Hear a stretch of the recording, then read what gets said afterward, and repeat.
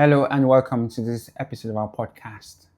On this episode, we'll be talking about a very important subject, which is a continuation of our previous conversations around cultural integration. And this has to do with cultural narrow-mindedness. What does this mean and what are the implications for immigrants? It's a very important subject because I think it has a bi-directional imperative. It speaks to both sides of this argument, both to host nations and to immigrants. To host nations, it provides a mirror for us to look at ourselves in terms of how we go about this process of adapting to the introduction of new cultures in our society. But for the immigrants, it also provides an opportunity for us to reflect on how we interact with other cultures. This includes the host cultures, but also cultures from societies where we've come from all around the world. The large societies which are multi-ethnic with multiple sub-societies. For example, if you take India, a large, almost a continent on its own. How do the subcultures interact? Do we look at ourselves as equals, or do we look at ourselves as being superior to each other? Again, countries like Nigeria, where there is multiple subcultures or sub-ethnic groups, but then there is the three major ethnic groups. How do these ethnic groups look at themselves? But how do they also look at the other sub-ethnic groups? Do we come from a place of superiority again, or do we come from a place of humility? Really, really important conversation. So please do share your thoughts and ideas with me in the comment section. I think there are four important aspects to cultural narrow-mindedness. And the first of them is really what I would call ethnocentrism. And ethnocentrism has to do with us defining the world, defining what is right or wrong, based on our lived experiences and our values. And anything else apart from that lived experience or value is always often deemed as wrong. In essence, cultures are fluid and are usually a variation of each other, so that what is different from our lived experience is usually not necessarily wrong, but a variant. And looking at life or looking at culture from an ethnocentric perspective means that we think that anything which is different from how we think life should be is a deviant culture and hence wrong. It comes from a place of superiority, it's usually narrow-minded, and it's usually very rigid, and overall not helpful to the process of enabling immigrants to integrate.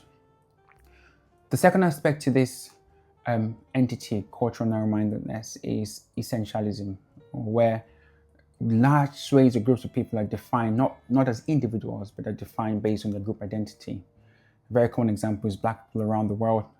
Now, Black people from the continent of Africa and indeed in the Caribbean and America could not be more different. Different life experiences and different layers themselves.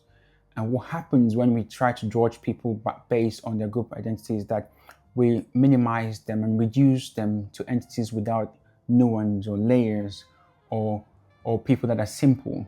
But that's not true, because our experiences are not defined singularly by our race or ethnicity, but defined by who we are as individuals, our lived experiences.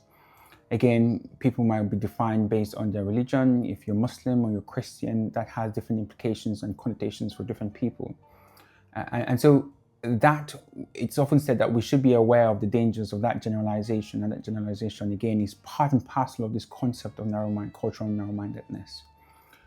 The other thing which I think is perhaps the thing that fuels this whole concept of cultural narrow-mindedness is static thinking.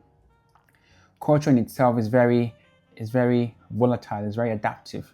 It moves, it changes. And so there's a danger that people think that, immigrant cultures are static, whereas people may argue that Western cultures are mobile or are dynamic. But indeed, all cultures are dynamic. When you look in Western societies going back maybe a few decades, going back to the 60s and 70s, the rights of women was practically non-existent. Now, you could argue that these cultures or those civilizations have made more strides in terms of granting women those rights and cultures, but then all around the world, even in kind of third world countries, that change has also occurred, albeit at different pace.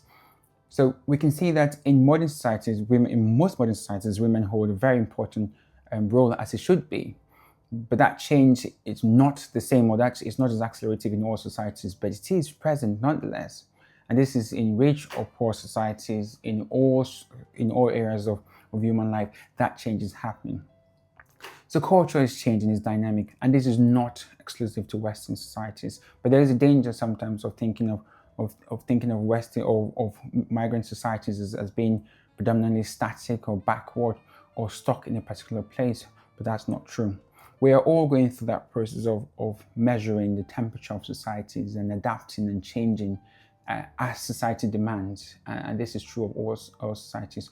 So migrant societies may come into a culture.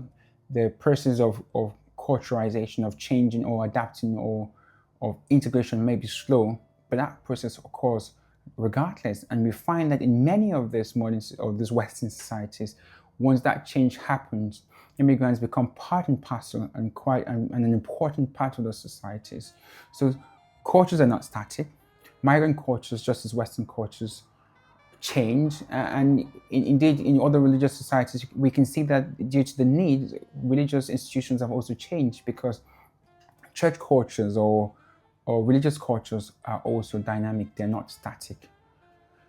The final piece of this important concept, cultural narrow-mindedness, is something which I think is really, really important, and it has a very heavy moral imperative, and this is cultural humility. Now, the lack of that humility thereof is when people do not have any interest in cultures other than their own. They think very highly of the cultures, and they think their cultures define what is right and wrong, and do not seek, and not inquisitive to the ways of life of other people. Now, in Papua New Guinea, where we have perhaps one of the only hunter-gatherer societies in the world, so societies where there are no true fixed aborts, and the communities are quite mobile from place to place, not planting or not having any sort of formal agricultural systems, but mostly hunting wild fruits and living off the environment in a fairly in a way that is not typical of modern society. You find that those people have exquisite skills on how to communicate with the environment and how to read time without using modern equipment. So those societies themselves may be perceived from outside as primitive, but actually they're quite developed in the tools that they need to survive. Now, if you come from outside, there might be a tendency to think of them as primitive, but in actual fact, those societies, in a way, are quite adapted to live within that environment. And it's really, really important to highlight the fact that there is something to learn from every culture. And even in countries where super clans or super groups are locked against each other, if you look very closely, there is something to learn from each other. And so we must have a cultural inquisitiveness. We must look inward so we can look outward and learn from every other culture. And for host nations, be it in Western societies or be it in third world countries, or be it from different kind of religious backgrounds, it's important to look past ourselves and go past our own bigotry to look into other cultures and see what we can learn, and so we can improve our cultural inquisitiveness. Cultural humility is imperative, and the lack of it is a cornerstone of cultural narrow-mindedness. 4 very important aspects: ethnocentrism, essentialism, static thinking, and the lack of cultural humility. It fuels this dangerous topic or entity called cultural narrow-mindedness. This affects countries and affects migrants and prevents cultural integration in many ways. We shall develop some of these themes and talk about them in a lot more detail in subsequent episodes. In the next episode, we'll be talking about what aspects of migrants triggers that cultural narrow-mindedness.